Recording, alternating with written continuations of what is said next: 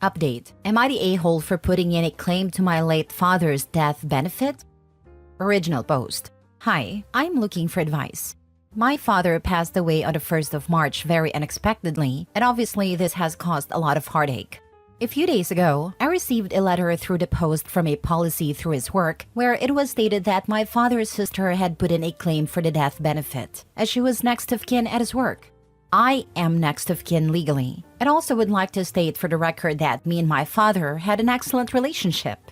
She never mentioned the policy to us, or wrote down on her form that my father did not have children, which it clearly asks, and instead sent the form as if she was his only relative. The company found out that I existed only because I'm the informant on his death certificate, and has asked if I wish to make a claim. I contacted my aunt about this, and she has doubled down and said that my father would have wanted her and her alone to receive this large sum of money, and has told me not to put in a claim. I am putting in a claim regardless, and told her this, and it has caused a huge rift with her family. So much so that a cousin contacted me and said that my dad would be ashamed of me for putting in a claim, and then went on to attack my autistic 24-year-old brother, telling him that my father would have been ashamed of him because he was unable to carry his coffin at the funeral. It just seems that this has gotten completely out of hand, and I along with my brother are being attacked over money. Surely the company wouldn't have contacted us if it were his wishes to give her 100%. Edit. I forgot to mention that my aunt said she received an email from my dad's workplace saying it was his wishes to give this money to her, and she had a signed document from him saying this. But when I asked her if I could see the document, she sent me a blank template of wishes from the company website which had no writing on it, no expression of wishes, and no signature from my dad, which is confusing. We also told her that we may not receive anything in the final decision, which we are fine with, but it potentially could be split even between me, my younger brother, and her. She wasn't happy to even consider it going 3 ways either. And that is where the abuse began from that side of the family. I just don't know, and this has been keeping me up at night with stress. Am I the a-hole? Now for the top comments before reading the updates. Not a-hole. Your aunt's family sounds like a bunch of greedy a-holes. Do not let them bully you.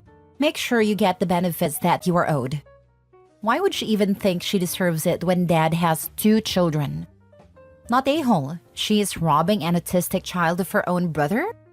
Her daughter sent my brother vile voice notes, telling him that my dad would be ashamed of him because he couldn't carry the coffin due to his autism, that he is lazy and should get a job when he can't work, and that he's a thief.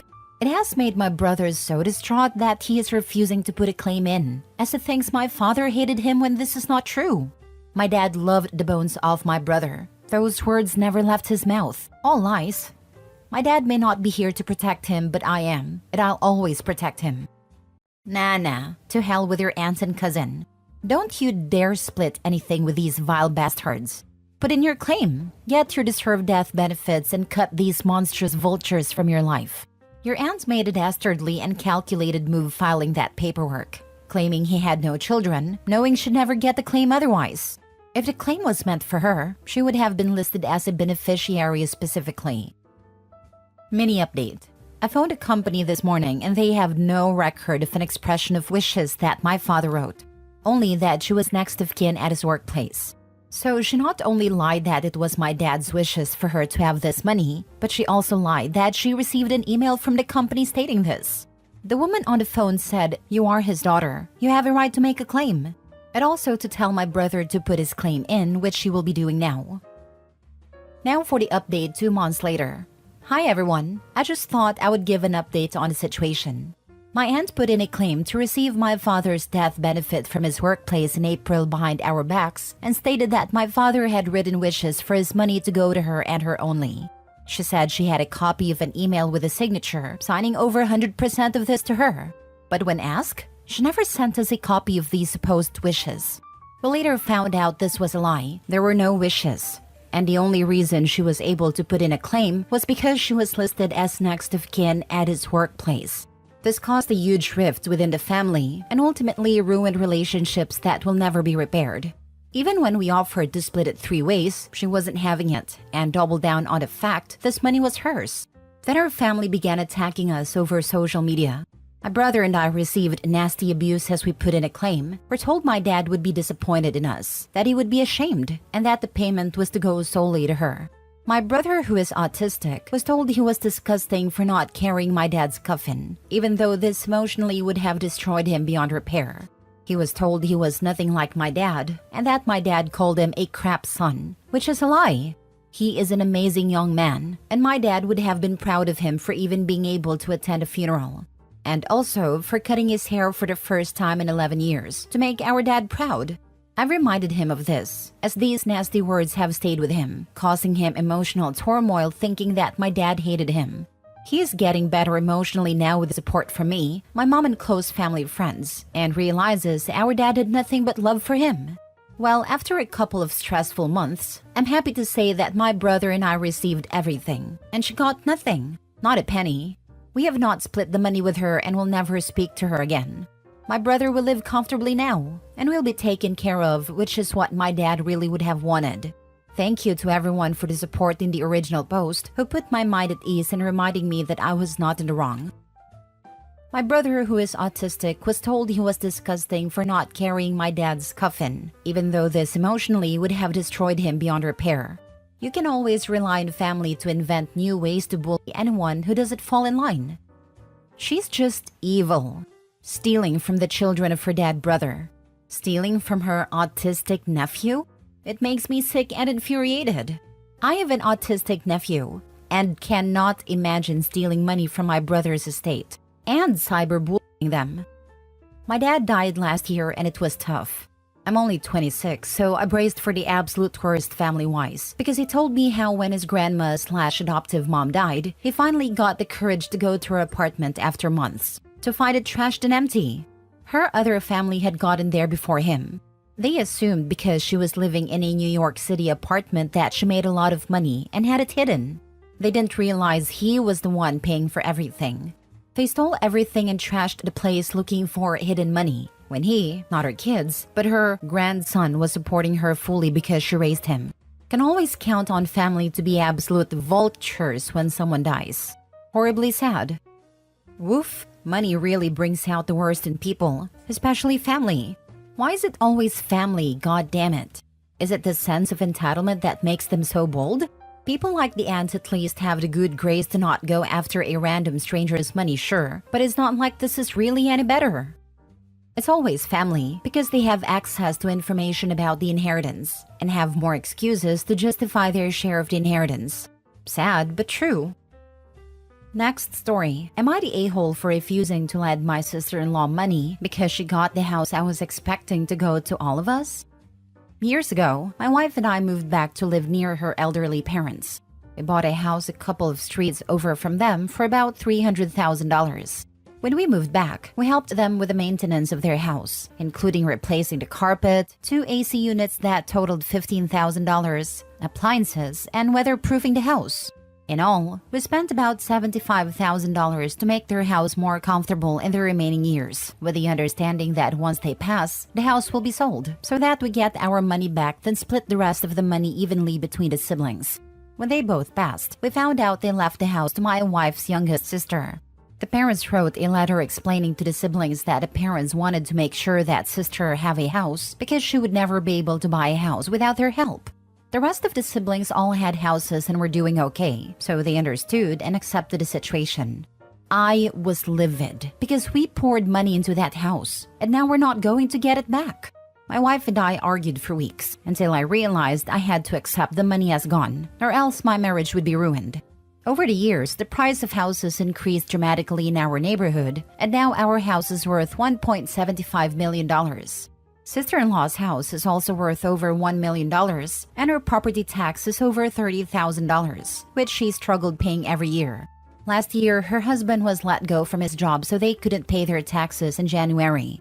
By February, they received a letter stating they were considered delinquent, and now they owe a 6% penalty fee and 1% interest in addition to the tax. On July 1, the penalty fee will increase to 12%. The problem is that all of the siblings had financial difficulties last year, so none of them could loan her money as they did in previous years. However, we're doing okay, so my wife asked me the other day if we could loan her sister the money. I said we poured enough of our own money into that pit and refused her request. Our arguments have gotten to the point where both shouting at each other. I know I can be petty, but I think I'm justified to not loan over $30,000 to a person who stole $75,000 from us. My wife doesn't want her sister to lose the house that they were raised in. Now for the top comments. If you pay the taxes this year, what's going to happen in all the subsequent years? They need to get that house on the market ASAP. She owns a house that's presumably fully paid off, unless she did something silly like get a mortgage on it and worth $1 million. She can sell it, downsize, and have a nice chunk left over. On the other hand, she lives in a house that is costing her $2,500 a month just in taxes, and she can't afford it. They clearly need to move out. Agree, downsize and invest the money for retirement. But there's the rub.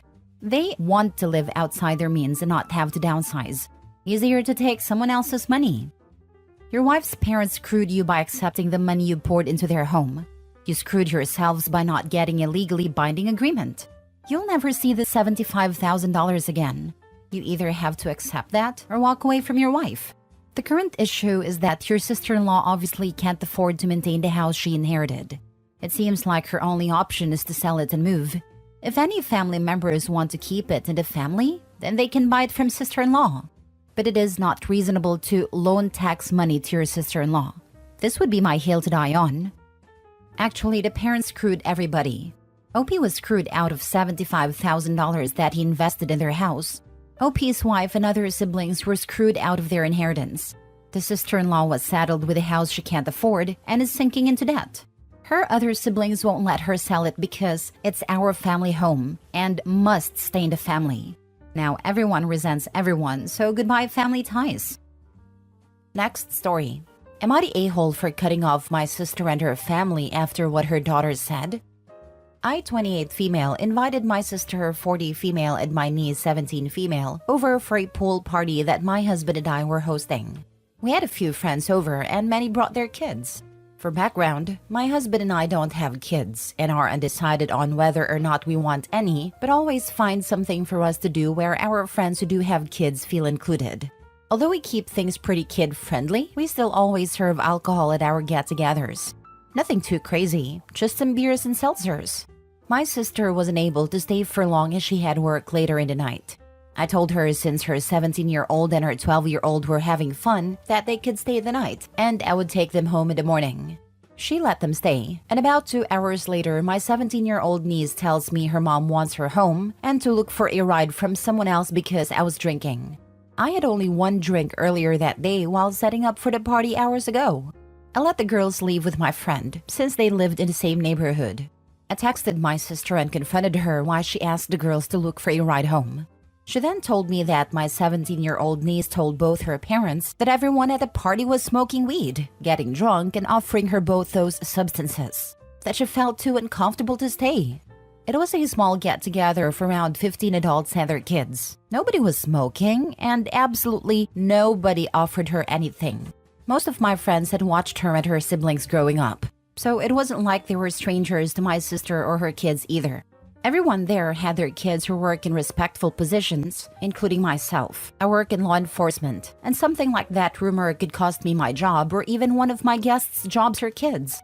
My sister then told me that she doesn't think what her daughter said wasn't true, and that my niece even told her that my friends and I did nothing but talk bad about my sister behind her back after she left. Again, another lie. My brother-in-law then became involved and told me that it was no place for him to say who was saying the truth, as everything was all he said she said, and that is sorry that I'm upset. I was livid to find out that my niece would not be disciplined for spreading such rumors, and that they would even believe something like that. I was always the first person they would call to control any situation where my niece and her parents would be fighting or she would run away. They would call me to go pick her up because they couldn't handle her attitude anymore. So tell me, Reddit, am I the a-hole for letting my sister know that I will be distancing myself from her and her family? Not the a-hole, and I would not be alone with niece ever again. From the context, it sounds like the niece is a problem already. Running away, fighting parents. Yep, and the parents gave up actually parenting her long ago, or trying to solve her existing problems. Why didn't the parents ask the 12-year-old? They aren't an infant. If such behavior was taking place, surely the 12-year-old would be able to either corroborate the 17-year-old or torpedo her lies. Unless the 12-year-old is as much of a delinquent as her sister. Your sister and brother-in-law are being willfully blind and allowing their child to ruin relationships. Being in law enforcement, I'm sure you know if you can record private interactions in your jurisdiction without the other party's consent. But I wouldn't be around a 17-year-old again without multiple witnesses or video evidence. What a toxic little liar. Not a-hole.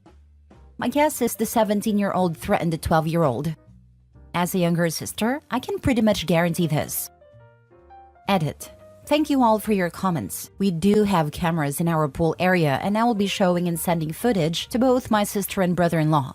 Also, they both work in law enforcement as well and do know what these type of accusations can do to mine and my husband's careers.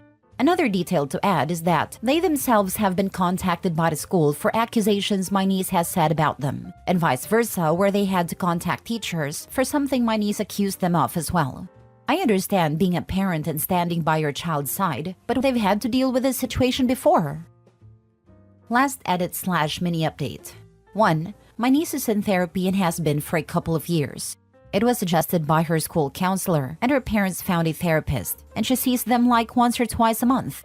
She has a really bad perception of therapy, as her parents say therapy does not work and is only for crazy people. And now she seems to have the same perception. 2. Not everyone in law enforcement is a cop. Lol. I work more in the clerical side of my department. I'm finishing up school to be more in the psychology side of things. Whereas my sister and brother-in-law work more hands-on with inmates. 3. I told my sister about the cameras and emailed her any and all footage from the backyard in front. She then told me that I was being overdramatic with the whole situation and that we all know her daughter lies. I reiterated how lies like that could cost me my job or my friends' jobs, and she said, "It's not like you have a real law enforcement job." She said that she doesn't feel like an apology is necessary. I didn't feel like fighting anymore and decided that no contact would be best for now. 4. Throwing this in here since it's on the same topic, I spoke with my brother, 26 male, about the situation. Growing up with 3 older sisters, he always knew how to stay out of the drama and always be neutral with all of us. He lives a state away and we don't have much contact besides the occasional "how are you" texts. I told him about the situation and asked how he would handle it. Come to find out, she did the same to him at my wedding about 8 months ago. My brother works with kids, and that could have cost him his job as well. My niece told her parents my brother was sneaking her drinks and they believed her, even though they were at my wedding as well. He said he went no contact after that, since he didn't think the drama was worth it as he lives a whole state away, and doesn't really come visit unless it's for Christmas. Which he didn't this past year, but we all thought it was because he had just been in town for my wedding.